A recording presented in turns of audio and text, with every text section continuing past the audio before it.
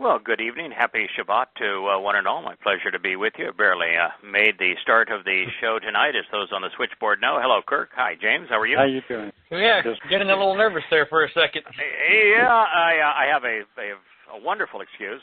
I was spending time hugging my granddaughter, and I can't blame you that one.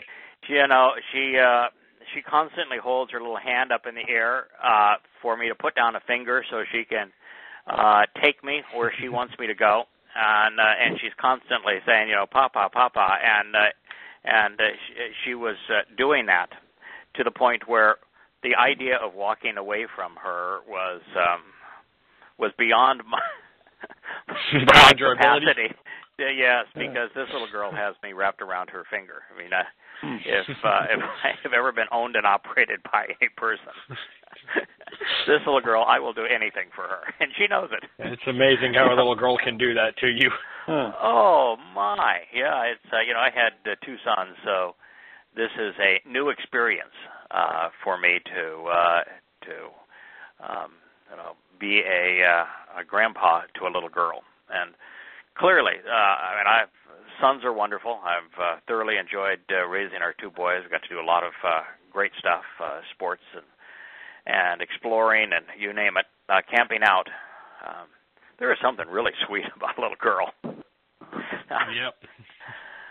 Yeah, so that's what I was doing, and loved every minute of it. I sent you guys a copy of where we are thus far in Yahowah, which is the 17th chapter, which is jumping ahead a fair amount from where we were in Yahowah, the 5th chapter, which we just completed last week. In the 5th chapter, Yahweh specifically talks about lifting up a banner in conjunction with Dode, and it really spectacular reference as it relates to what we're doing. Really, I don't think there's anyone that even remotely qualifies in terms of fitting what God specifically described. And since we are figuring out what Yahweh revealed and conveying it to all who are willing to listen, we shouldn't really be surprised that he would call attention to what we're doing. And not by name, because that's irrelevant. We're doing everything we possibly can to stay as anonymous as possible, but by the fact that this is an ensign, it's a banner, it's a signal to the world to look at what Yahweh has to say. So not surprised by that in the least. What I do want to do, and start with you guys, is to jump ahead just a little bit, and we'll return to where we have been, both in the 10th chapter of observations, where we're continuing to absolutely derail the myth of the Christian New Testament being inspired by God or being inerrant. And then we will return to, we'll jump into the 11th chapter of observations on this program going forward. But I really came across some stuff that was surprising. And we covered a little bit of it in observations, but I think it's worth going through tonight, because it is Kirk, unexpected, I think would be the best way to put it. Did you expect that there would be any chance that the single most quoted line from the Torah, prophets, and Psalms, which is Yahowah 9:6, unto us a child is born, unto us a son is given? No. Did you think that the context of that would be? No. Yeah, would be anyone wasn't looking for that one? No. Right. Yeah, absolutely was not looking for that one. That the person being referred to is Dode. No. Everyone thinks it's the Christian Jesus who came as a little baby, and God was born in a manger, and that he was the Son of God, born of a virgin, which means that God was his father. And that's the interpretation. Ironic, taken considering out of the fact people have accused you and us of putting Dode above Yahowah. Well, Yahweh apparently has. Yahweh certainly did. Yeah. And if it wasn't obvious who he's talking about, then why would he, in the same sentence, because it's really a run-on sentence about a child is born, a son is given, why is there only one name in that run-on sentence? And why is the name Dode? And why does it say that he is going to be the one that provides us the insights to be empowered and enriched and to engage and endure with God? He's the one that provides the insight for us to exercise good judgment and to resolve the dispute between us and God, and that his seat of honor and his kingdom is going to endure forever? Well, if you think just for a moment, it would have to be because we don't have anything Yahusha said in Hebrew written down and saved by anybody. Not a word. Not a word. No, not a word. No, not a word. So the whole thing is just absolutely remarkable as to who in the world God is talking about. So what I'd like to do is begin, if we can, just from the beginning of this, and then we'll kind of get into the meat of it. But the thing to recognize first of all is that are there chapters and verses in the book of the Great Isaiah Scroll? No, sir. No. There's not a single. So where the 8th chapter ends and the 9th chapter begins, where there's this nice clean break, and we start with verse 1, chapter 9, versus verse 20. What is it? 22 of chapter 8. Is there a page break or a chapter designation? No, that's invention by the little priest in France. Right. Yeah, I'd have forgotten if it's France or England, but somebody riding on, or Germany, but somebody in Europe riding on a horseback and says, this is hard to keep track of this stuff. I think I'm going to put in verses.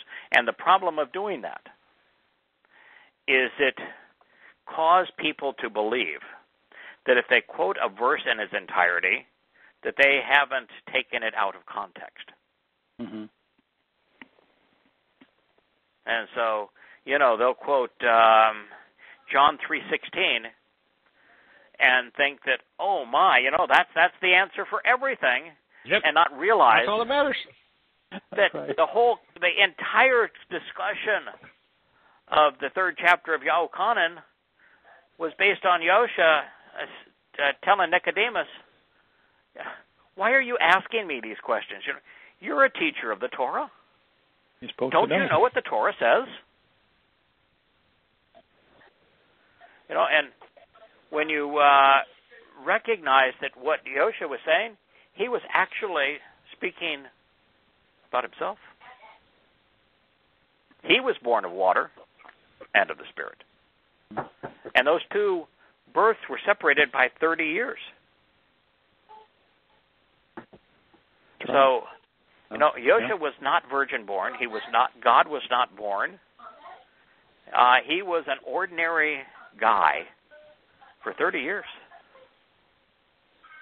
which is the only way that makes any sense. And then the Spirit came upon him on the Jordan in the Jordan River, and Yahweh said, "This is my son, of whom I'm proud," or something along that lines. Yeah, proud is probably not a term that Yahweh would have used, but nonetheless, he probably did say, "This is my son." He became the Son of God at that moment. But was he the first Son of God? Was he even the most acclaimed Son of God? No, the most acclaimed Son of God is Dode. Yeah. The only person in human history that God has said, he is my son and I am his father, in one sentence, is Dode. And of course with Dode we have vastly more accurate information about his life chronicled in the writings, and this enormous treasure of information in the Psalms and in the Proverbs about his insights as to how to be part of Yahweh's family. So, Kirk, you're right. I'm accused. We're accused of making too big a deal about Dode. Well, and yet, we also tell everybody where the words lead you, and that's where they're leading. That's where they lead. Yeah. So this is what's really interesting. This, let's just go through this because if you want to understand something, you have to understand the context. So what is the context? The context is Yahshua 8. And so what does Yahshua 8 talk about? It says, then Yahweh expressed with unfolding implications to me, on our own initiative, obtain an extremely large scroll designed to reveal and make known, to disclose and to show oneself, choose to write on it with a pen in ordinary human form, using the common characters associated with mortal man.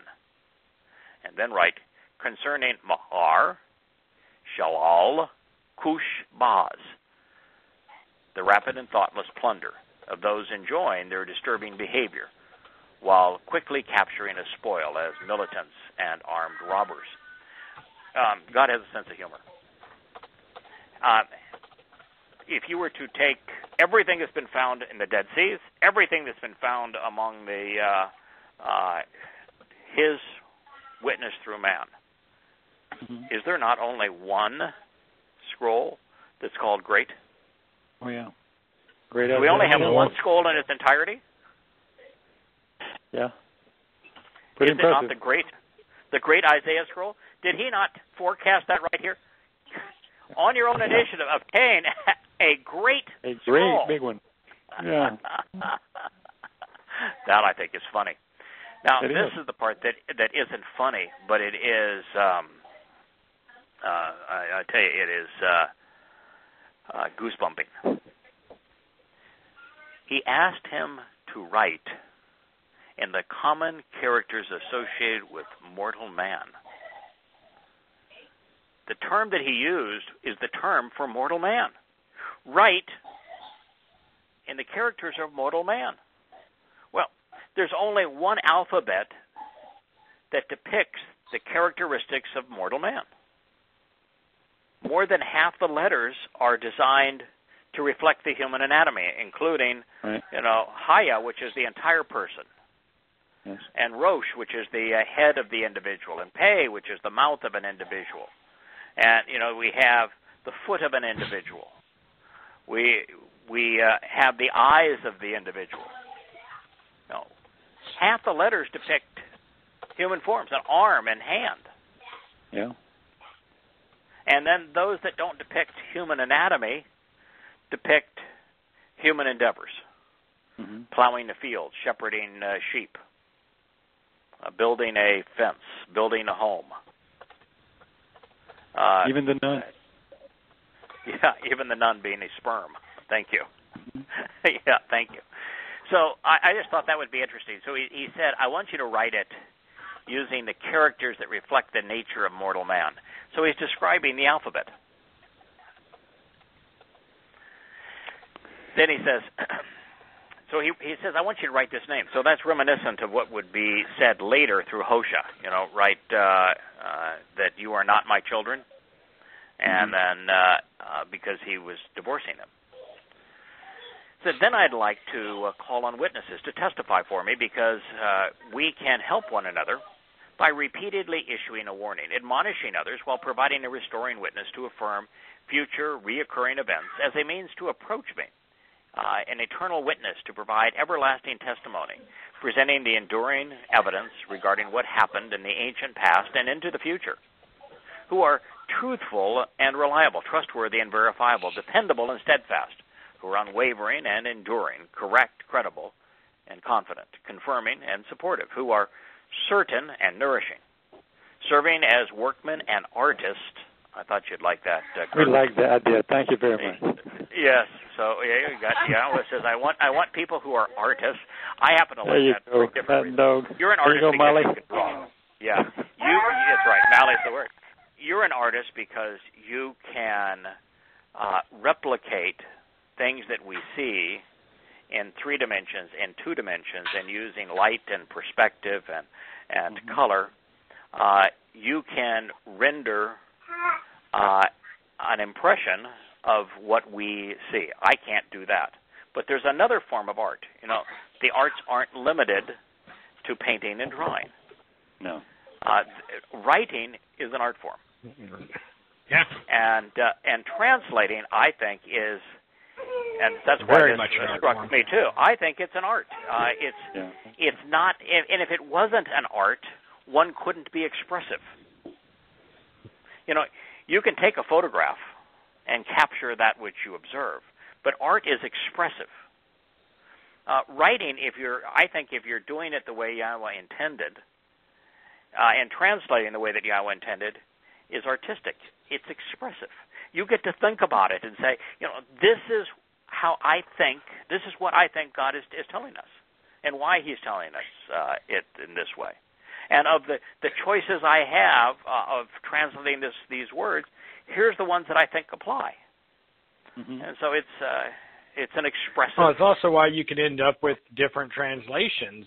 I actually had this earlier this week. I was translating a series of passages, and I came across a word I was struggling with. So I did what I do sometimes is I'll pull up your translations and see if you translated the word before and see how you did it and get some insight. Well, it turns out you had translated it in the exact same verse I was translating, and you had actually translated like the last 5 verses I had done. So I went back and started comparing my translation to yours, and it was interesting because we were basically saying the same thing, but we had chosen different words as a way to translate it, conveying the same message. But it's the same message, but it was conveyed differently. That's like I said, the artistic part of it, the art of translation. We came up with different translations that said the same thing. Correct, and that I think is a good thing to do. It's expansive. It's expressive, and there are lots of ways to, and there should be lots of ways to convey an idea. And just Yahweh because says a lot of the same thing, multiple ways. Right. So obviously that's okay.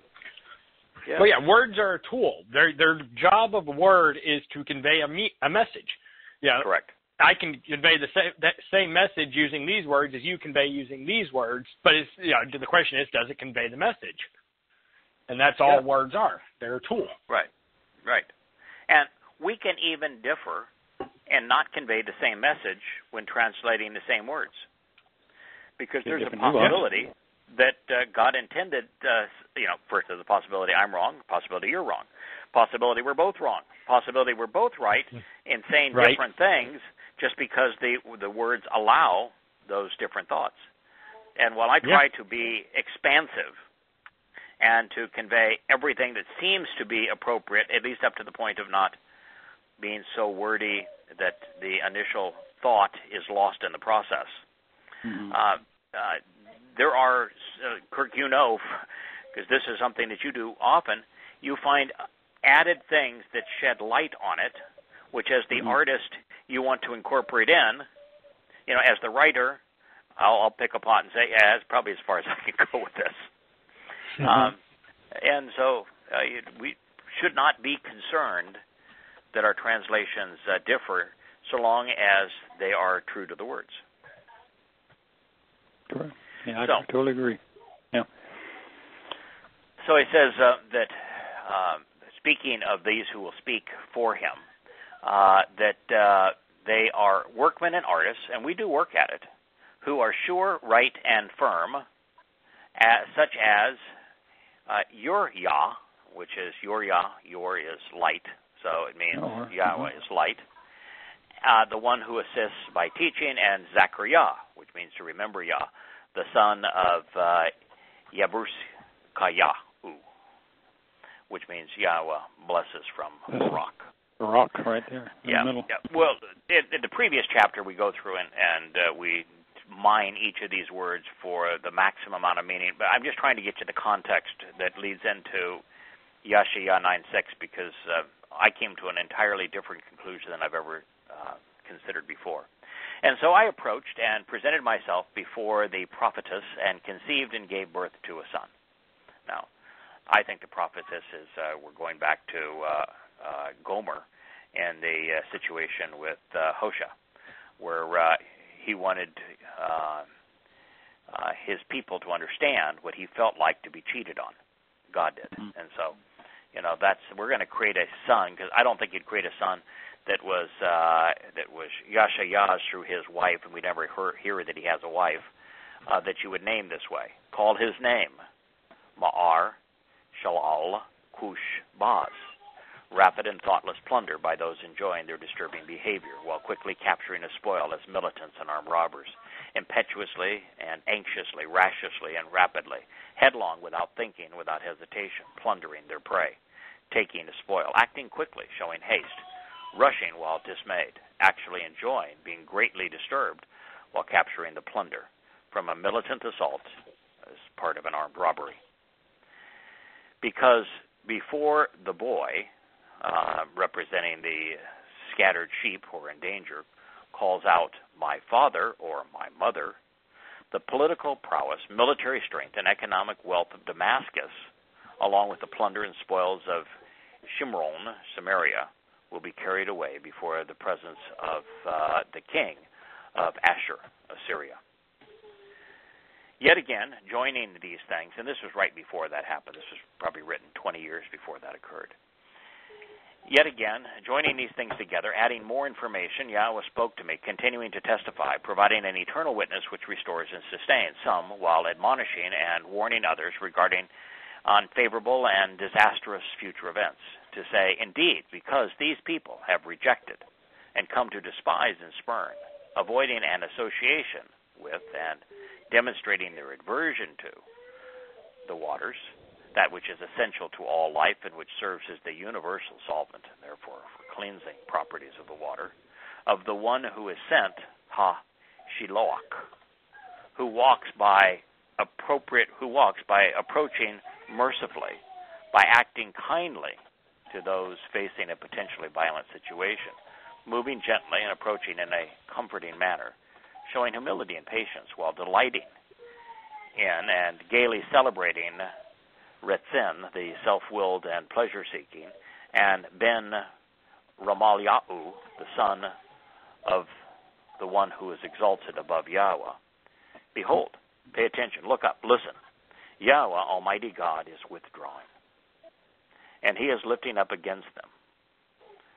Accordingly, the waters of the sea as a flood of tears, as a powerful torrent, the potent and the purposeful flow of a forceful multitude of severe individuals intent on accomplishing their purpose, flowing together like a mighty river, in addition to the numerous soldiers, abundant archers, and extensive military of the king, their political leader and dictator of Ashur, Assyria, those who fight and conquer in the name of their sun god, along with the entire manifestation of his power, the glorification of its wealth and status, and the attribution of divine status to Ashur and its king.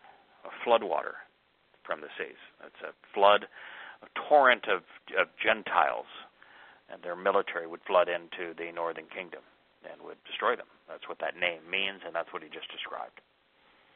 And it will rise over all, and by the way, this is the case with most of Yahowah's prophecies. There isn't just one fulfillment. There would be no reason for Yahowah to provide this testimony in writing 20 years before it occurred.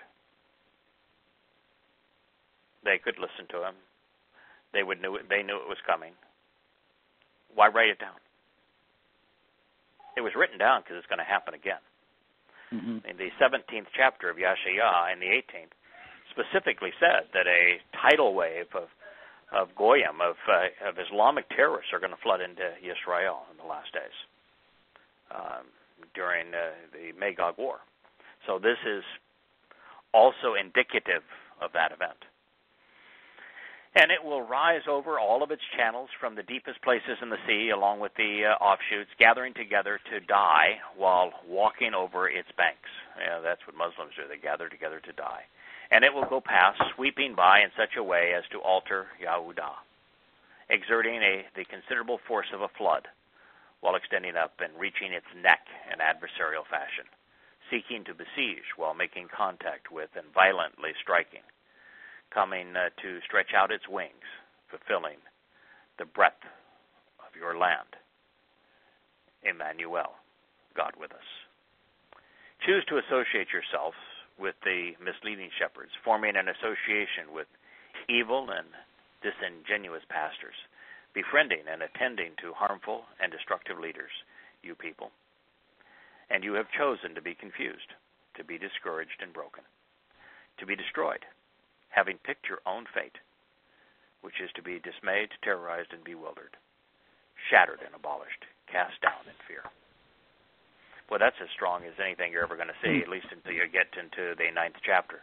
Choose to associate yourself with misleading shepherds, forming an association with evil and disingenuous pastors, befriending and attending to harmful and destructive leaders, you people. And you will have chosen to be confused, discouraged and broken, destroyed, having picked your own fate, which is to be dismayed, terrorized, and bewildered, shattered, even cast down in fear. Choose to listen and respond, pondering being obedient to any distant land, arming yourself while preparing for your defense, choosing to gird yourself for war, equipping your military to defend yourself, and you will have chosen to be by yourself, having chosen your own fate, which is to be terrorized and bewildered, confused and paranoid, having failed by doing something dreadful. Wow. Choose to arm yourself, and you will be all alone. Choose to gird yourself for war, equipping your military, then you're going to need to defend yourself. Choose to devise your schemes and plan your course of action based upon the revolting advice and defiant counsel of others who promote malicious ideas. It'll be nullified because you have chosen to be in violation of the covenant. Choose to make a statement. It's not going to stand. Be affirmed. It will not be fulfilled or accomplished because truly God is with us. For indeed, this is what Yahweh said to me in a manner akin to a strong and strengthening hand, thereby teaching me so that I would be correct, guiding me and instructing me so that I would recognize the importance of being right, keeping me from walking in the ways of these particular people. He approached by saying, I do not want you to continually or consistently speak of making a habit of claiming or declaring, even designating something as a responding to conspiracies, to anything which by association the people continue to claim that this is a conspiracy, that this is a covert plan to carry out harmful acts for a political or religious purpose, that it is people conspiring to spellbind others and to control them through a deceitful means, tying things together in a scripted fashion to advance a political agenda. In addition, do not respect nor revel in, showing any regard for that which concerns them. For what they regard and believe has the propensity to prevail will cause you to wonder about them, even fear them. Boy, that's about as don't touch anything to do with a conspiracy. Don't accept them, don't promote them, don't declare them, don't think about them, don't ponder them. Stay away from conspiracies. Why? Because conspiracies destroy your credibility. If you are a conspiracy theorist, your ability to exercise good judgment, to deal with evidence and reason, are as debilitated as if you were overtly religious or overtly political. So, being a conspiracy advocate destroys your ability to think, and if you can't think, it's impossible to know God. Judge. No, can't and judgment. It destroys your credibility. Mm-hmm. And once we're part of the covenant, isn't that our responsibility to be credible as we convey Yahweh's testimony? So for those two reasons, God says, don't go anywhere near them. With regard to Yahweh of the spiritual implements, him you should set apart. Set apart from what? What has he been talking about? Conspiracy. Religion? You know, when I had I had a conniption fit that the folks on Popular Truth were routinely combining my translations of Yahweh's words and transliterations of words and ideas that are only found in the books that I've written or the shows that we've done on the books that I've written. And they were combining them with the most extreme conspiracies. And I said, don't do that. What did Yahweh just said? With regard to Yahweh, him you should set apart. Never including him in anything which is common, profane, or mundane. Don't combine Yahweh with the kind of stuff that people are prone to believe. God says don't do it. Well, because all that you're doing then is you're usurping Yahweh's credibility to promote your own agenda. Mm-hmm. Correct. And it's the same thing, the unpopular truth was usurping your credibility to promote their agenda.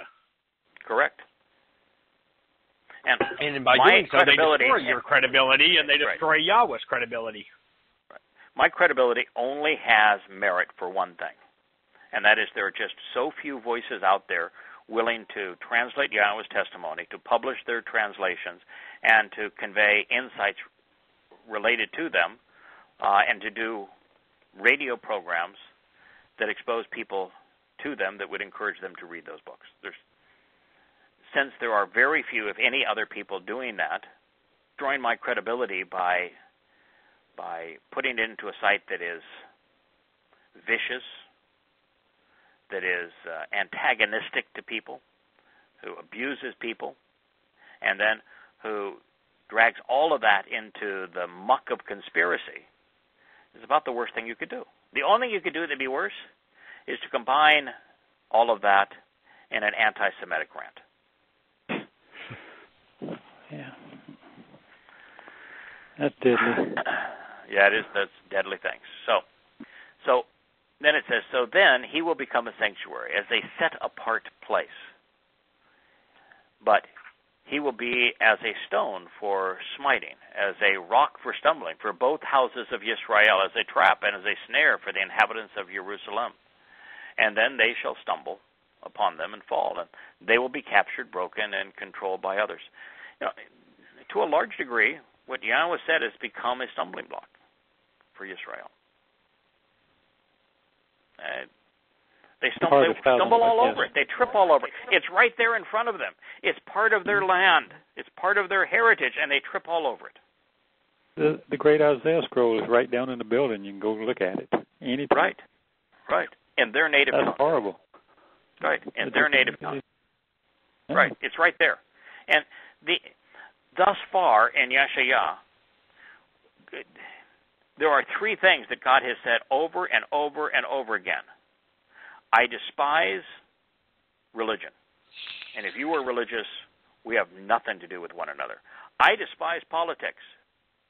And if you are political, we have nothing to do with one another. I despise the military. And if you're going to be part of the military, support your military, honor your military, we have nothing in common. So what do? All of them. All the above. All of those above. They will stumble upon them. They will be captured, broken, and controlled by others. Yeah, if Yahweh's words are a stumbling block to you, you will be controlled by others. Wrap up and restrict the written testimony, presenting correct and corroborating information, the authorized documentation regarding the confirmation of the binding and restoring relationship agreement pertaining to an inheritance, securing access to the Torah and its source of teaching, guidance, instruction, and direction. Among those I teach, to those I clearly reveal knowledge, to my disciples, and receptive students who are willing to learn from me, and for those who are personally familiar with me and with my approach and pattern, who are ready to respond and properly accept my guidance. Now, there are two aspects to this. Mm-hmm. The first aspect of it, until a year ago, I would have disagreed with God. And, there's a lot of things where, I wish God had said something different or taken a different approach. Most of the time, in fact, now all of the time, as I've come to know him better and I've a little less irrational, I've come to realize that even the things that he has said that I have previously disagreed with, now I agree with. This is an example of something that a year ago I would have disagreed with. Why would you, God, cause your people or tell your prophet that I don't want my people to understand what I have said? Why would you say that? I know now. He knows it. Yeah, well, I know now because I read what was written at An Unpopular Truth, and it made me want to vomit. I read what was written at the anti-Semitic rant of those who also quoted from Yahowah's testimony in the midst of their anti-Semitic rant, and it made me want to puke. There really is nothing more harmful than somebody with limited information that twists that information to mislead. That was the nature of Paul. That's what he did. That's what happened on both of those social media sites. And so if God's people, if the children of Israel, brighter than most, more articulate than most, more influential than most, had studied the Torah and come to know more than they do. They come to know Yahweh's name. They come to know the terms and conditions of the covenant. They come to know the covenant's role in God's plan. They come to understand what each of the 7 Moed Mikre represents. Because of their character flaws, because of their overall rejection of Yahweh, because of their ego where they think they were better than Yahweh, because of their propensity to be religious and political, that knowledge would have been twisted to defame Yahweh, to mislead. It's just as a moron Christian that's promoting Paul's letters is vastly less destructive than someone who uses Yahweh's name, who cites from the Torah, prophets, and Psalms to mislead. God didn't want people going off half-cocked, taking snippets out of context without understanding them, and misleading in such a way that would destroy the credibility of his overall message. I witnessed it up close and personal at Unpopular Truth and then in the anti-Semitic social media site. That's what God wants to avoid. That's why I came away saying it's my fault.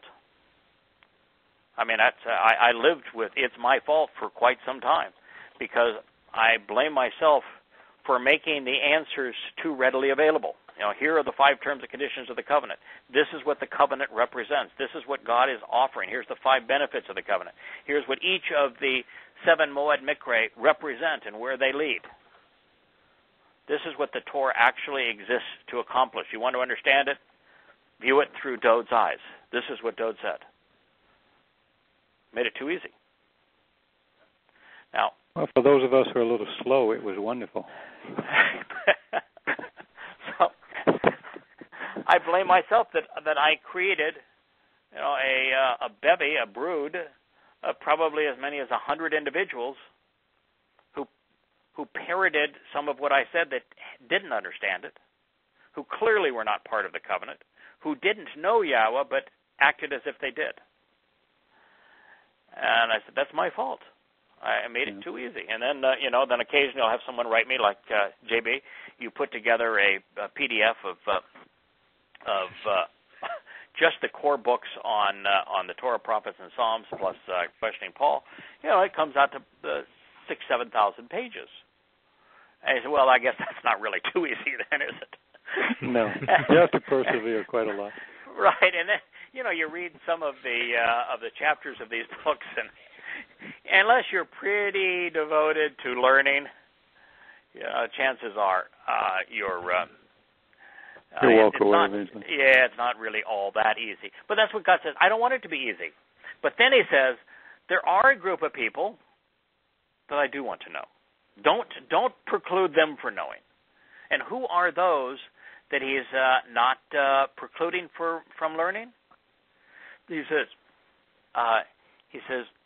that wrap up and restrict the written testimony presenting the correct and corroborated information, the authorized documentation regarding the confirming and binding restoring relationship agreement pertaining to an inheritance, securing access to the Torah.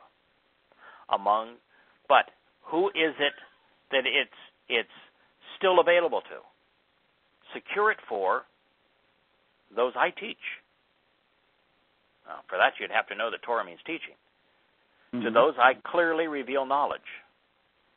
So at that point, if you're translating Yahweh's testimony and you're not getting any insights from it, there's a problem.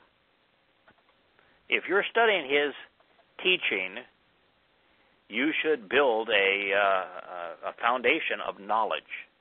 To my disciples, those who are receptive students, who are willing to learn from me, who are personally familiar with me. JB, I've probably said this 1,000 times, that I think that the single most important ingredient to an accurate translation is actually knowing Yahowah. Yeah. So those who are personally familiar with me and my approach, my pattern, who are ready to respond properly and accept my guidance. You've got to be willing to go where the words lead. If you're going to fight God, if you're going to oppose what he says, you're going to challenge what he had to say, it's not for you. So he says, so I wait in anticipation, patient while longing for that which is inscribed and engraved, which cuts me into the relationship of drawing near Yahweh, who is concealing his presence, making his appearance and characteristics, even his existence unknown from the house of Jacob, from Israel. Then, therefore, I will confidently await the outcome, which is beneficial and good, anticipating, eagerly expecting, and in-gathering an association with him. Yahweh withdrew from Yisrael because Yisrael chose to form a relationship with the Lord, because they became religious, because they built their army to defend them. They rejected Yahweh, so Yahweh withdrew from them. And so here is important of all of his prophets at this time. I think Dod is the most important prophet. Moshe would be second to Dod. Yashayah is probably third in line in terms of most important prophets. So here he is saying, all right, I get it. God wants to preclude Yisrael from understanding his Torah. But those who are really devoted to learning, he wants it secure in their hands so they can learn from it, so he can enjoy them becoming familiar with him. So Yeshua says, oh, I get it. So I'm going to wait. I'm going to be patient here. And ultimately there's going to be a harvest, and ultimately this is all going to turn out well. But we're going to have to be patient. It would be 2,700 years. It's a lot of patience. Before it would turn out well. Yes, indeed. That's a lot of patience.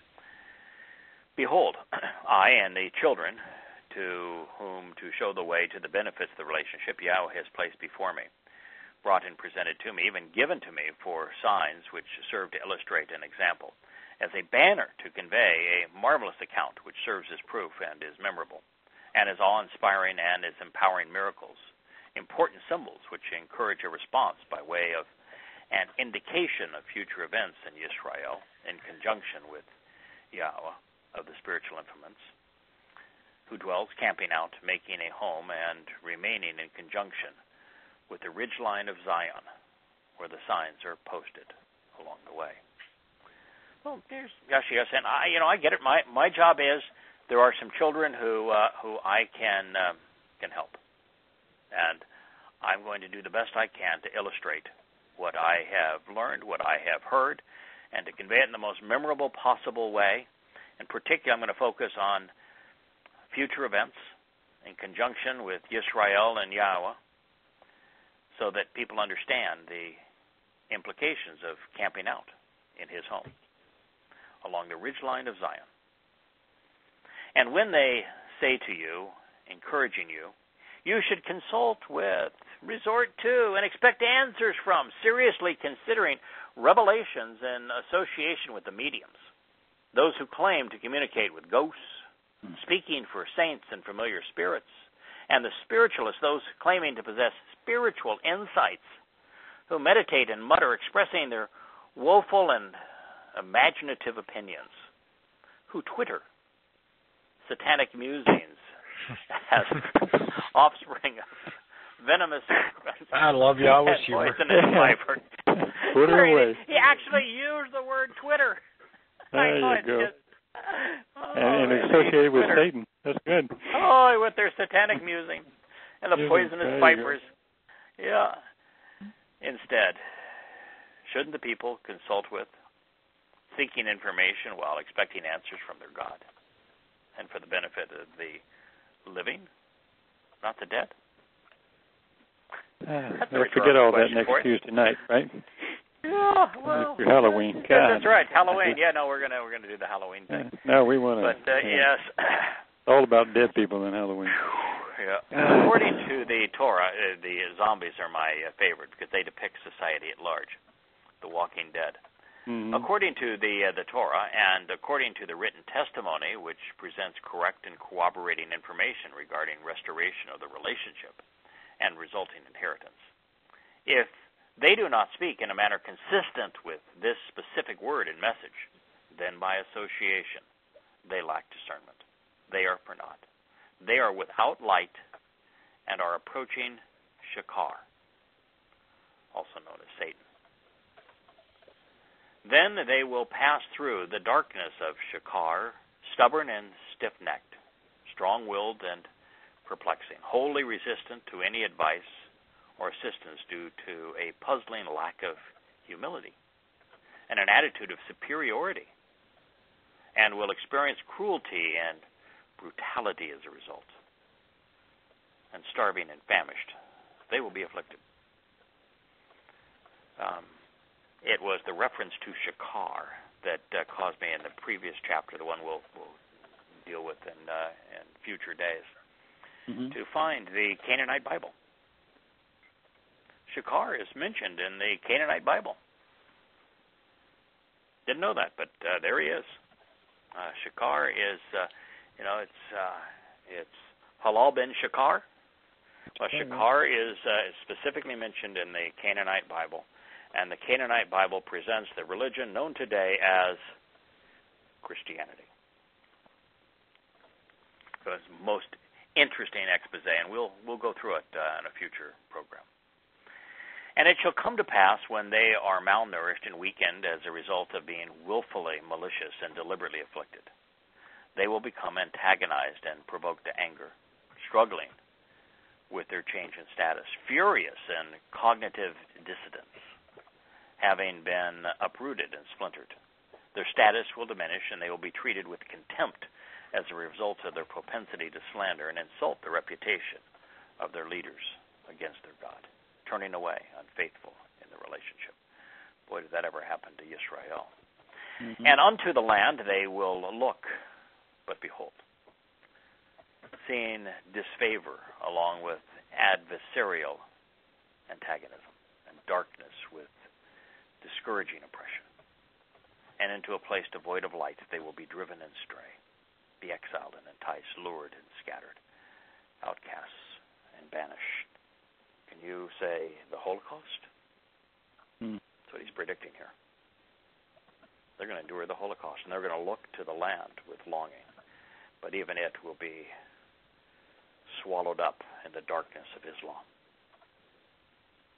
So that is takes us through 8:22. 9:1 is just a continuation of it. It begins with the word nevertheless.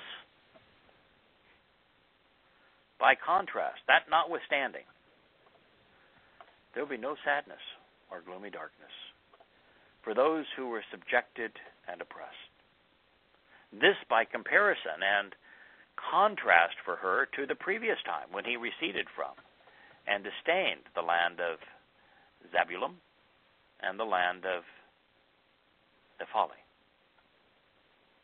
They are tribes of the northern kingdom, two of the 12 tribes, one at the extreme northeast of Israel, and the other landlocked, second highest northern tribe, or third highest, but landlocked, right between the Sea of Galilee and the Mediterranean. Yeah. Absolutely, yeah.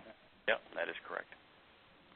And they do a lot of things together that in a future time we'll talk about what it is that they did that causes Yahweh to reference these two.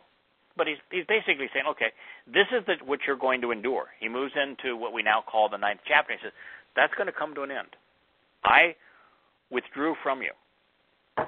But at the time will come when I'm no longer going to do to you, and this oppression is going to end.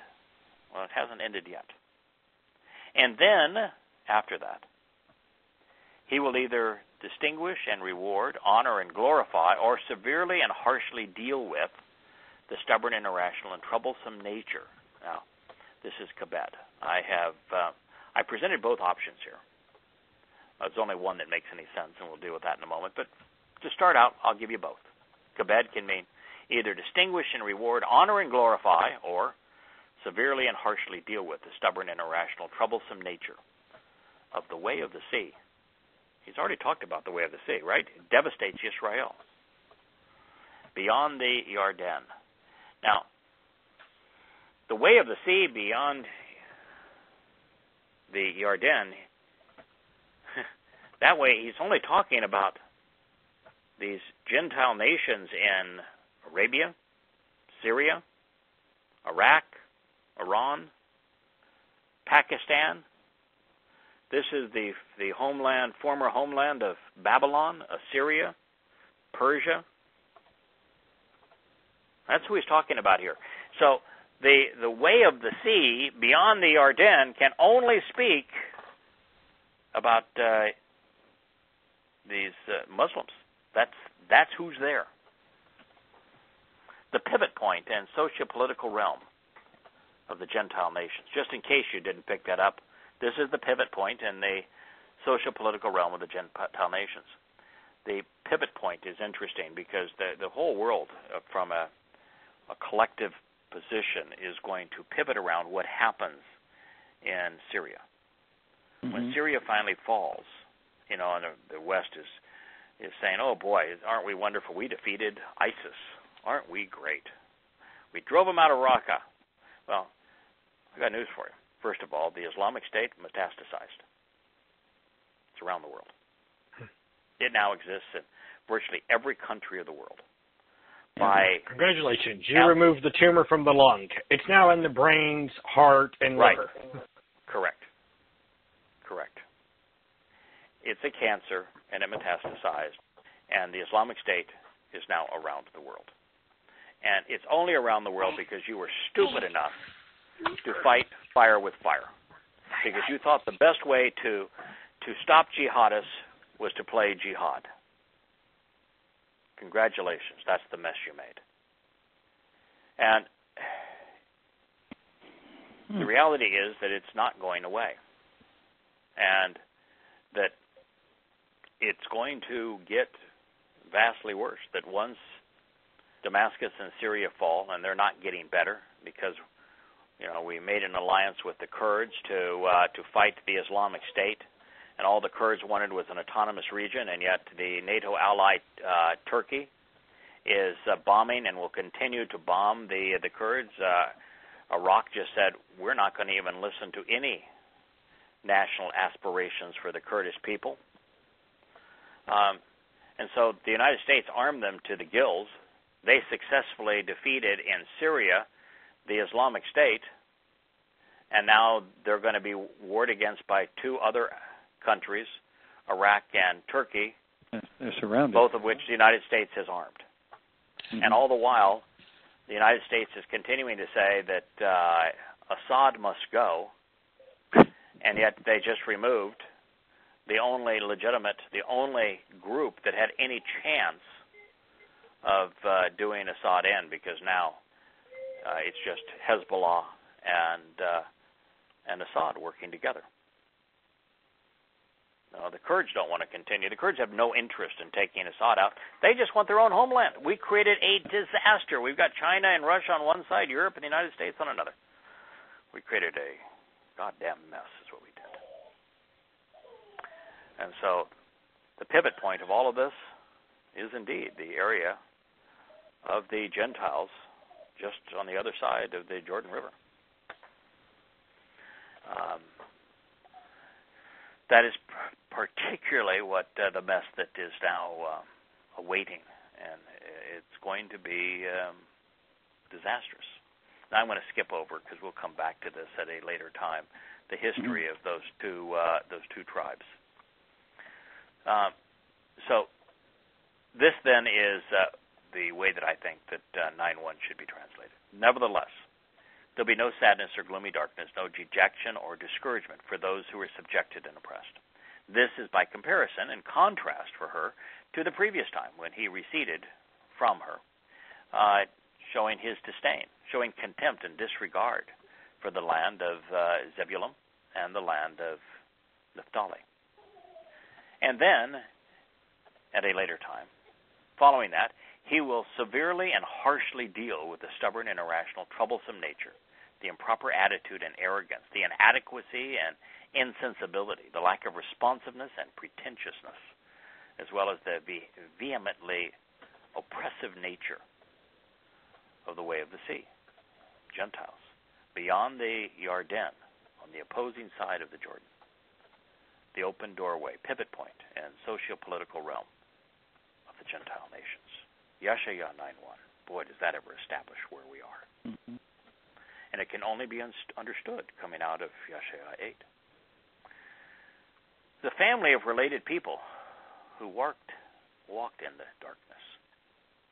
This is now talking only about Yisrael. The family, of related people, the nation of kinsmen who share the same ethnicity, culture, and language, who are biologically related, used in reference to Yisrael and to distinguish Israelites from Goyim, who walked in the darkness a great light. Those who have lived in the realm of the foreboding darkness and the shadow of death, a light for a time will actually shine upon them. Has that occurred, Phyllis? Or young lady? No. Nope. So here is 9:2, and we're talking about a future event. Now, Christians, by taking this out of context, will assume, wait a minute, this is, Yahweh's going to reveal his light to the world. He is going to become, the Son of God, and that's the light. Did he appear as light? Did the world see him? Yeah. He appeared as light. Did Israel, the topic here, did they see him as light? No. When he comes back, he's coming back as light. This is 17 years in the future. This is not talking about the baby Jesus. This is 17 years in the future. This is talking about Yisrael and what they're going to experience 17 years in the future and how different it is from what they've experienced up to this point. This now is 9:3. You have expanded, this is Yahowah speaking, numerous of those from different races and places. You have expanded numerous of, I'll use the Hebrew, Goyim, Goy, increasing their joy. Cheerfully they rejoice before your presence, similar to the jubilation of the harvest, just as they are ecstatic when they share in the spoil. Now, the first part of this, I'm just all over like, white on rice. Mm-hmm. The last part I was originally opposed to until I realized what God is saying. But he has indeed expanded numerous goy, increased and prolonged a number of goy, the people from different races and places. We be them. Mm-hmm. They be us. They're all listening tonight, too. Most of them. Yeah, most of them. Increasing their joy, isn't that the truth? Their pleasure, their happiness. Sure. Cheerfully. Now, this explains our presence at his return, our participation in the harvest. Cheerfully, they rejoice before your presence. He's going to come. He just said he's coming as light. cheerfully they're going to rejoice at your presence. We're going to be there cheering them on as spiritual beings up there in the sky looking down on all this. And it's going to be very similar jubilation to our experience during the harvest. I think that it would go, well, I don't think, I know for certain what God is saying is that as much as we enjoyed the harvest, we're going to enjoy His return every bit as much. Yeah, every bit as much. Maybe better. Yeah, I don't know if this is better. You know, okay. Well, it's all pretty good from that point. Yeah. There is really, really happy, and there is really, really, really happy. I'm not sure. Yeah. I'm not sure there is. It's going to be good. Yeah. This is going to be good. We're going to have a great time at the harvest because that's the time we're brought home. We get to be spiritual beings. We get to all the benefits of the covenant, and we're going to enjoy Yahweh returning because we know that He's going to camp out on earth for 1,000 years and restore it back to the conditions of Eden, and it's going to be tremendous fun. Now, as it relates to the jubilation, being ecstatic, being glad when they share in the spoil, spoil is the right term. The reason the spoil is the right term is that what He's going to tell us next is that, like the day of Midian, His light is going to incinerate every army of every country.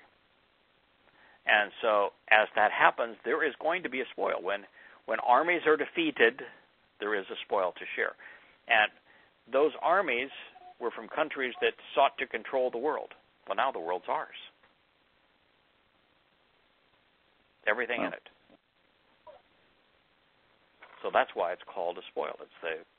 It is the appropriate term here. Our inheritance is everything God has to offer in the entire universe. But at that moment, what we get to celebrate, the spoil we get at that very moment, is the earth itself. And the earth itself, the earth's free of all that stuff. Yeah, it was controlled by those people who will soon be incinerated, and so the spoil is the earth itself. The spoil is the land of Yisrael. Yeah. So, appropriate term when you look at it from the right perspective. For you have cast away the yoke of His economic burden and the means to extend the reach and influence of the ruling authorities wielding a staff, that would be religious authorities, a scepter, political authorities, or spear, military authority, off of His back with regard to those who would strive to exploit Him. That's when we enter the millennial Shabbat, there'll be no economic burdens. When we work, we will work to achieve something vastly more rewarding than economic compensation. So all of the economic burden is cast away. But more important than that, the means to extend the reach and influence of the ruling authorities, religious, political, and military, are gone. There'll be no one striving to exploit us anymore. Back to Eden. And this is what's really neat. And this is the statement immediately before the most quoted in among the prophets in Christendom. And as the day of Midian, surely, since every boot of marching armies is part of the commotion and clamoring of battle, and the clothing is befouled by wallowing in blood, they will come to exist as fuel, to be burned up in the fire of blazing light and radiant energy. All of the powers of the world, political, religious, military, are all going to be incinerated by Yahweh's light. And He's saying... That's terrific. Yeah, He's saying that's who He's talking about here. And He's saying that is going to happen upon His return. So what does that mean? That means that there are massive amounts of military personnel motivated by politics and religion in and around Israel speaking of what we would call the Battle of Har-Megiddo. Yeah, Har-Megiddo. Which is Har-Megiddo, which is the valley. In fact, the valley that's just south of the two tribes that were spoken of as the gateway of the Gentiles.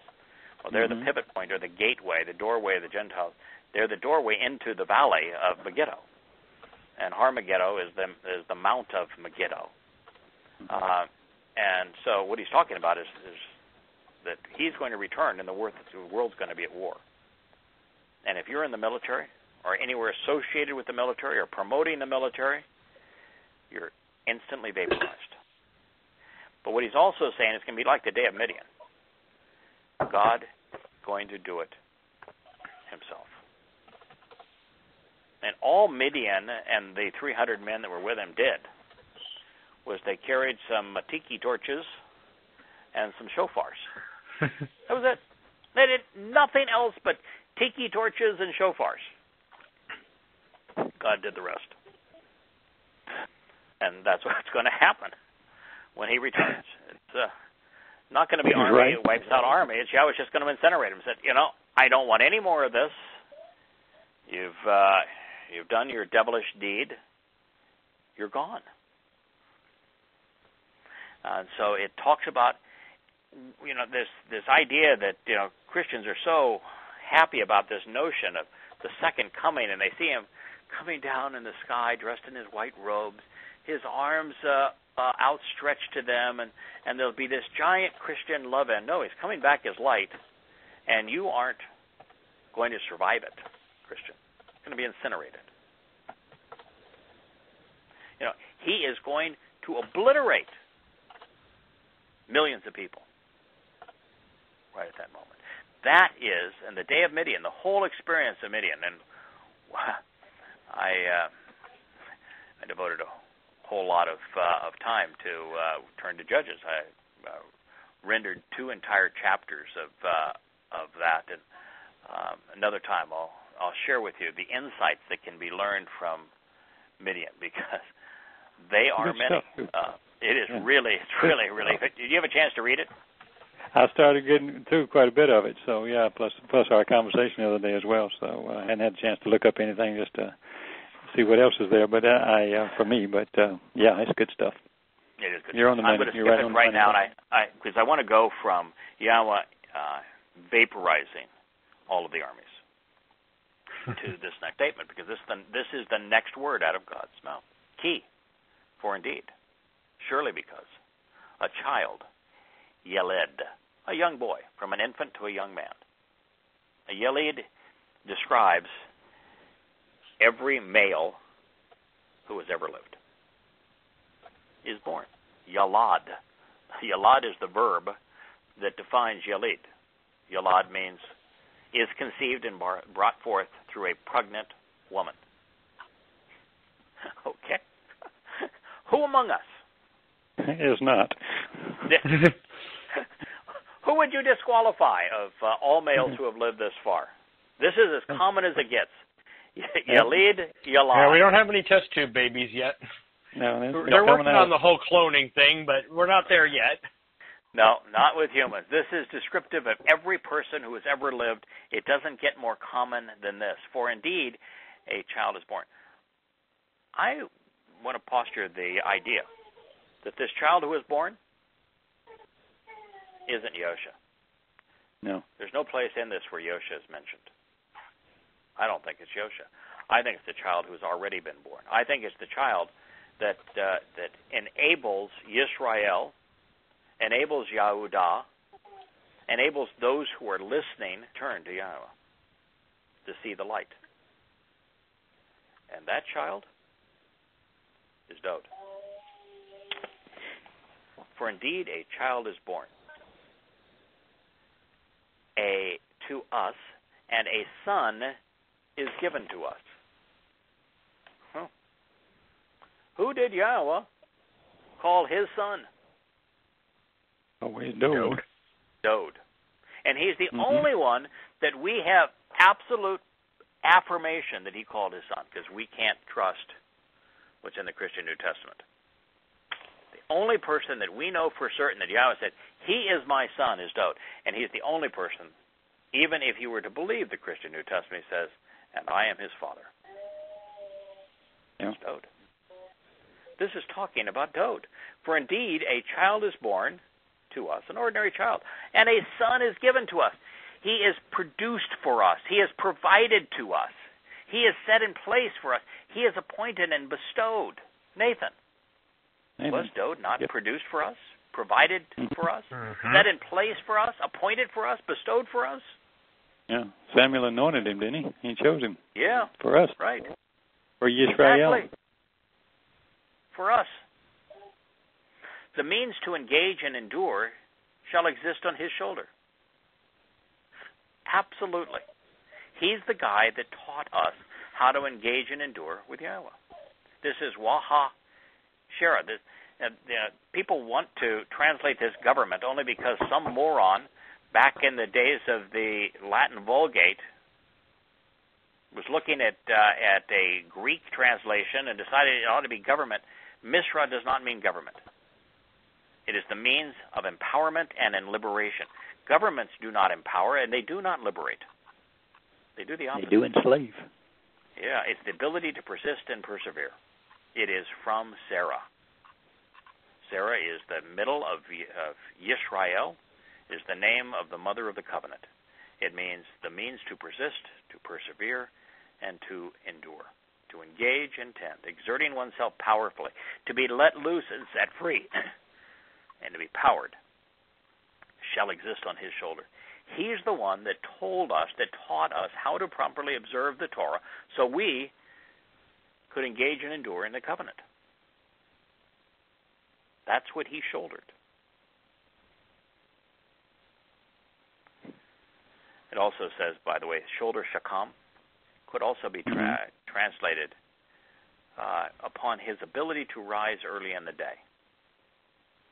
Dowd, during his shepherd years, when he was writing most all of his psalms, was when he arose early in the day. And in terms of history, he came to us in the first half of human history. Yeah. Then his name shall be called out Wonderful Counselor. Now, is it appropriate to call Yosha Wonderful Counselor? Appropriate? He didn't provide any counsel, really. No. In Well, fact, at least not that we have. He even spoke of the counselor that would come. Oh, because it's the Spirit. Right. Spirit. Yeah. But Did Dowd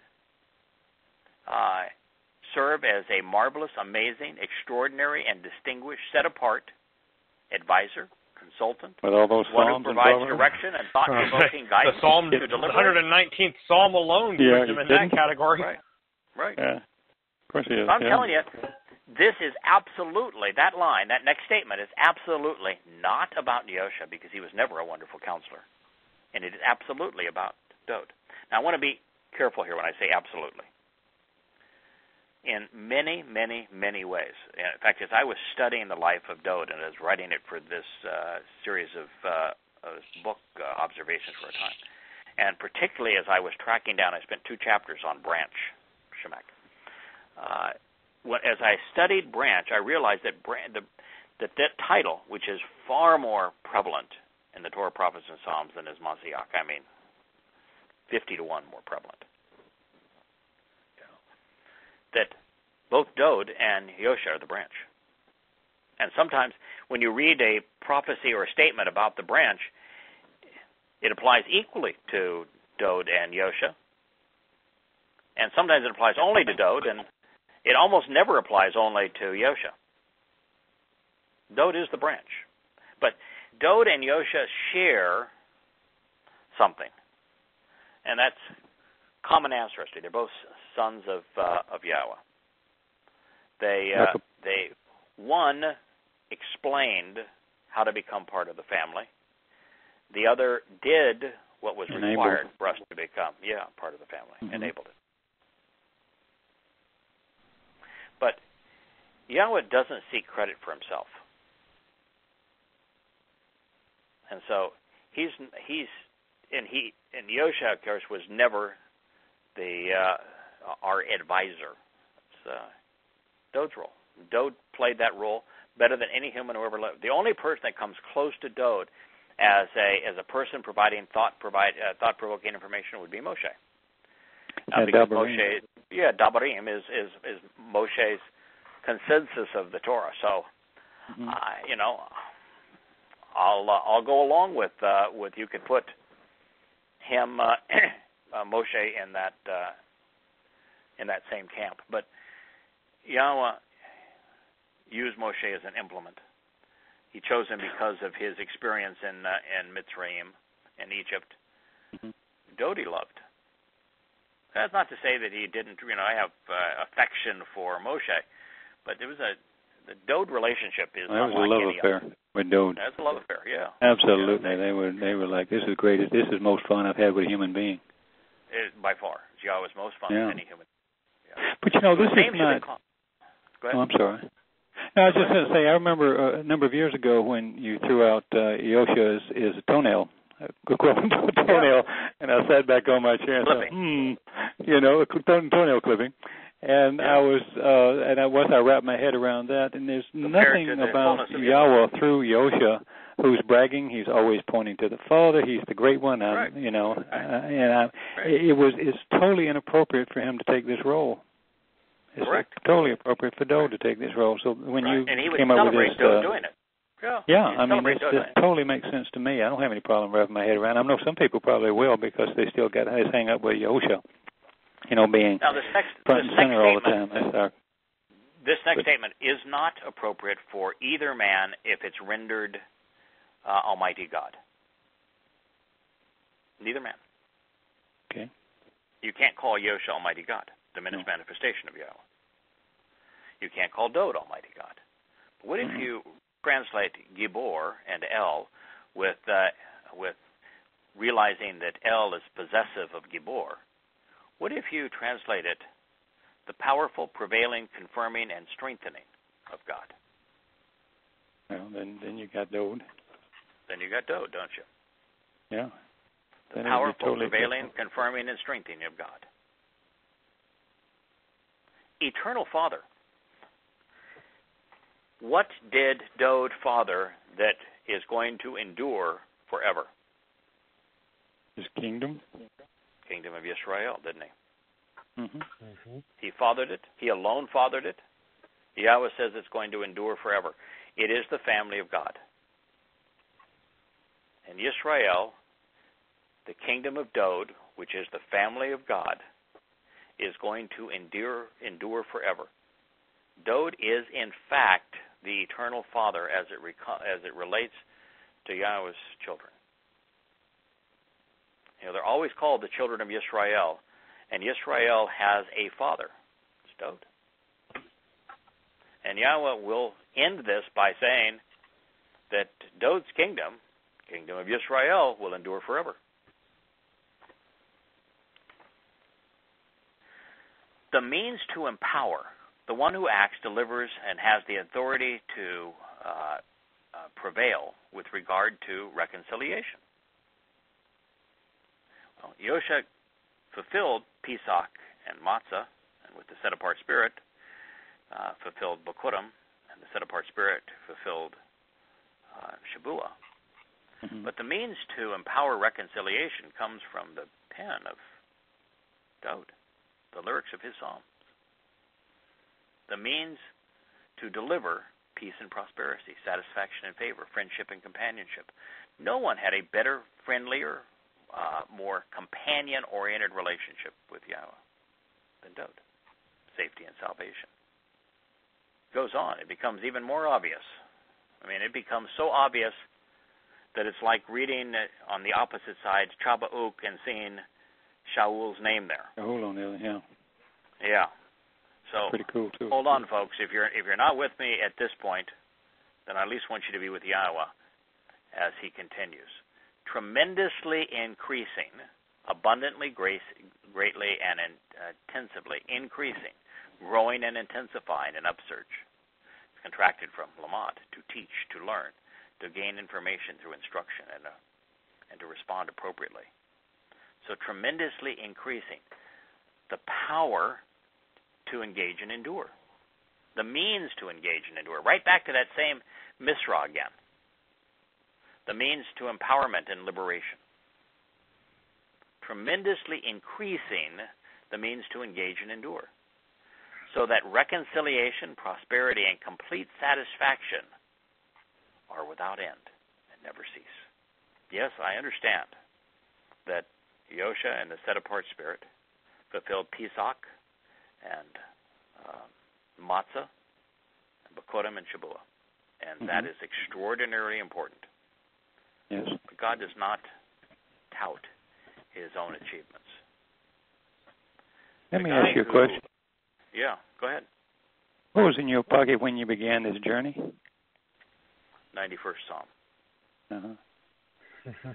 Written by? Dode. I began this journey hand in hand, listening to the lyrics of Dode. That hasn't changed. Tremendously increasing the power to engage and endure, the means to empowerment and liberation, so that reconciliation, boy, Dode ever provide that for me, so that reconciliation, prosperity, and complete satisfaction, the blessings of salvation, favorable circumstances, contentment, tranquility, and peace, never cease.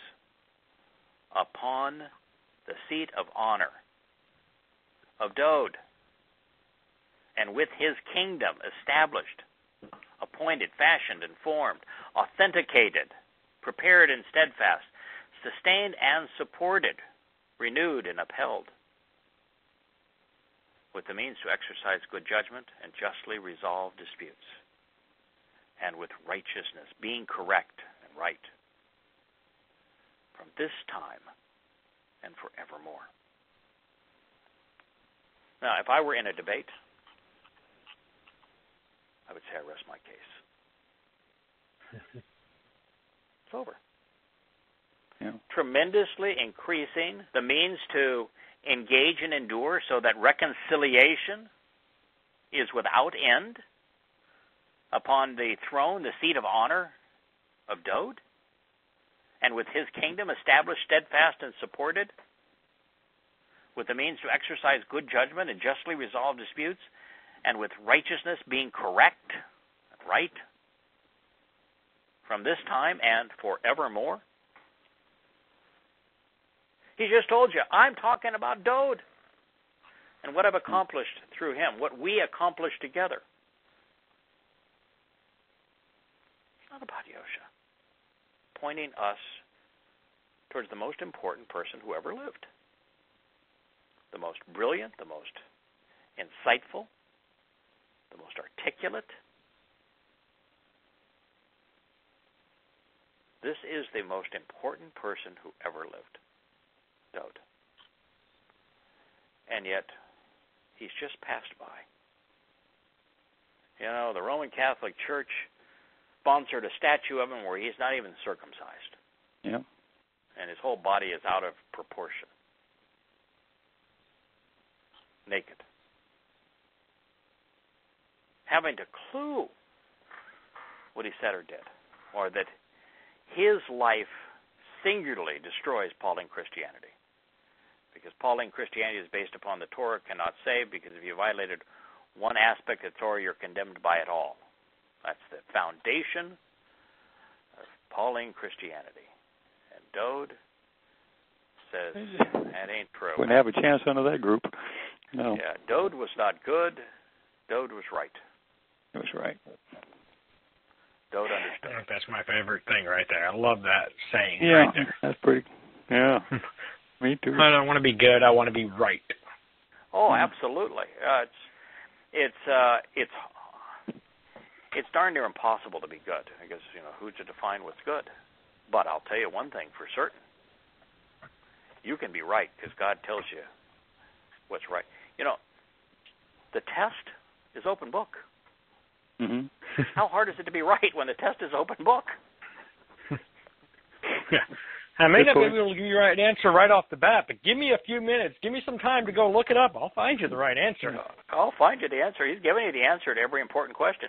And, realistically, there's only one place where Yahweh tests an individual. It's Abraham. Mm-hmm. And what did he test Abraham regarding? The terms and conditions of the covenant. Yeah. And so all you've got to do is read the answer to that story. That's the only test that Yahweh's ever going to apply. And that's one of the upcoming chapters and observations. We're going to go over the details of that specific test. It's open book. Mm-hmm. Just go to it and repeat it. If you say and do what Abraham said and did, you'll pass the test. And then this ends with the deep passion and devotion of Yahweh, of the spiritual implements, will make this happen. Who did Yahweh love? Who did he call my beloved? That's what Dode means.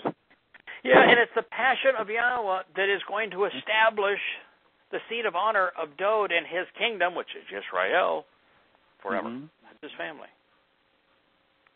All these years we've gotten it wrong. Yeah. Yahweh was talking about Dode. I think the only person that could be disturbed by this would be if you still got your foot in the Jesus camp or something like that. Because everything that Yosha did of importance was done under the inspiration of the Ruach Kodesh. Right. So there's no point in Yahweh bragging about that because it was him, and he just ain't like that. Plus the fact that every important prophecy regarding Dode mm-hmm. Has wrapped within it a story of Yosha. Mm-hmm. These two are linked. They're inseparable. Yeah. Oh, yeah. One is the explanation, the other is the act. The act without the explanation doesn't do you any good. No. The explanation without the act doesn't do you any good. Yeah. They're both the branch. They come from the same tree. Same source. They're reaching out in the same way. They're indistinguishable, except we have verifiable information about Dode. We know everything there is to know about his relationship with Yahweh, his thoughts on the Torah, his participation in the covenant, his role in the establishment of the kingdom of Yisrael, of his building the house, where he lived, how he lived, what he thought, why he was right, why Yahweh came out and said, "This is my son, and I am his father." And he is Sadak. He's right. We know everything we need to know and more about this man. He was brilliant, an extraordinarily effective communicator. He's the gift. I don't know of any more valuable gift. So this does not in any way discount Yosha. But and we will do this in future events, as we go through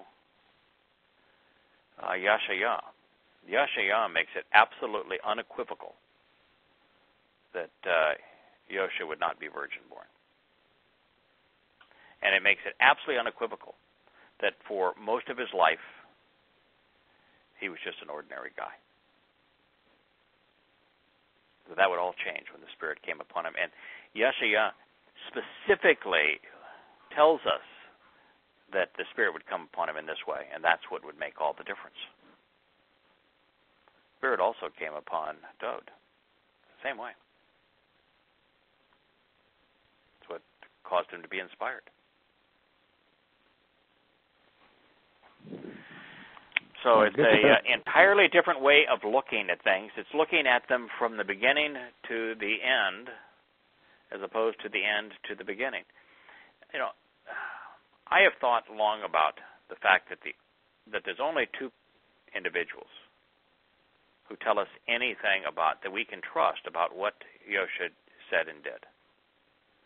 And they are Dode in the 22nd and 88th Psalm, and also Yashayah, particularly in Yashayah 53 and 54. Those are the two that explained it to us. And that's the only place you're going to find that information, is two people. And so if you ever wondered why Yahowah didn't arrange for individuals to write down what he said and did in Hebrew, and then retain it as he has the Torah, prophets, and Psalms in a credible way that is that we can understand, then that's the answer. He didn't. Why didn't he do it? Well, did it? First, Yahweh was not into bragging. No. And he provided an eyewitness account long before it occurred, said he was what he's going to do. Then the fact he did what he said, we ought not be focusing on that. We ought to be focusing on what it means.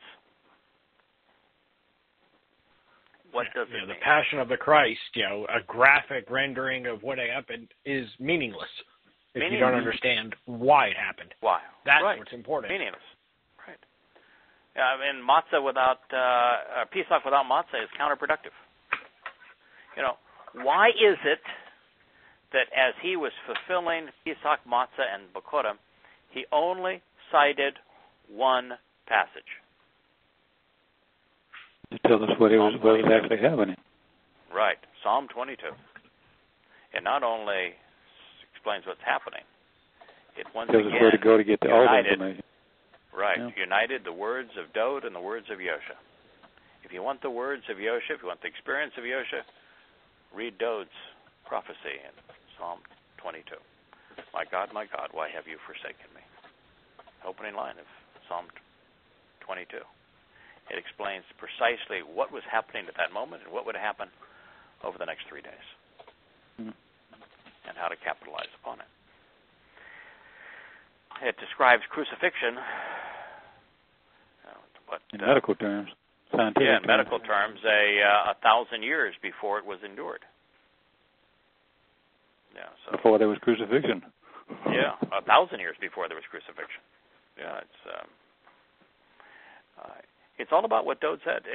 Yahweh didn't provide us with a credible eyewitness account in 33 CE because he had provided us with a quality, credible, provable eyewitness account in 1000 BCE. That's why.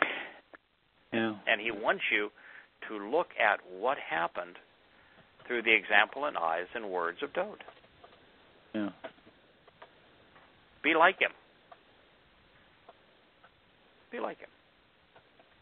Study the Torah. Revel in the relationship with Yahweh. Become part of the covenant. Proclaim what Yahweh means to you. Be like Dod. Well, my friend, this is good stuff. Yeah, my compliments. Really, yeah, and from 9:7 on, we just got through 9:7. From 9:7 on, 9:8 turns right back to Yisrael, and God says, "I want to lay it on the line for you. This is your problem. You are religious. You are political, and as a result, you are." It's just flat out. He says, I and will not save you. I will not spare you. Those who are political, he says, I will not spare those who are political. I will have no mercy for those who are political. I'll show no compassion towards them. And I absolutely will not spare them. And he says, as for those who have been misled by them, you are just hopelessly befuddled. You've ingested their poison. Too bad for you. So it really gets to be, it's the most adroit, uncompromising expose against religion and politics. It puts Matniah 23, where he's railing against the religious and political establishment, calling them a brood of vipers, complete hypocrites, puts that to shame. It's not as colorful, but it is far more in your face in the sense of It's just God says, I'm not going to save them. I'm not going to spare them. I don't have any compassion for them. And, oh, by the way, you idiots that listen to them, you've ingested their poison. And I have one word for you. Along with them. Yeah. My word for you is stupid. They have rendered you incapable of thinking. Sorry. Too bad. So as we go through the rest of this and talk about the continuance of it, it's great stuff. And the other thing that's great stuff is to study the day of Midian and Gideon and his relationship with Yahowah. And we haven't yet really gotten into all of the intricacies of the Canaanite Bible. Religion. And how it's based on the Christian religion that's being promoted, because we now have access to the entire Canaanite Bible and the religion of Christianity that's presented in it. And then to hear Elijah. And Elijah, I would put Elijah as God's second most favorite person. Because it is sarcasm, his ability to I really think so, yeah. I mean, he was just so convinced. Yeah, I just love him. And Yahweh obviously loved him. He just said, okay, you're not going to endure any more of these Nimrods. You've done everything you can do to shake them up. And I appreciate it all. I'll tell you what, I do have one more job for you. It's not going to occur for another few thousand years. I'm going to let you give him a lip. He's going to be funny. Elia is just going to be a hoot when he's one of the two witnesses in Jerusalem during the last 3 years. He is going to be funny. Anyway, he says, I'm going to bring you home. But he loved Elia. No question about it. So... But we've got all of the Elia, and because the Canaanite, if you want to understand the Canaanite religion as it's expressed in the writings, you've got to turn to the story of Elia, and specifically the great showdown between Yahweh and the Lord. The Lord. It was 185. I mean, the Lord did not 850 prevail. of them or something. Oh, no. Of the priest of Baal? Yeah, 850. Between the priests of Baal, the prophets of Baal, and the prophets of Astarte, Asherah. They combined both of them, but together. And, so. Yeah, that was good stuff, too. Yeah, look forward to that. Stuff. It's good stuff. Yeah. That was funny. Yeah, it really is. It's serious stuff. I mean, but it is serious stuff because in each of these cases says, the people who deceive you and lead you away from me, who are speaking on behalf of false gods, you should kill them. And when given the chance, Yahweh kills them. So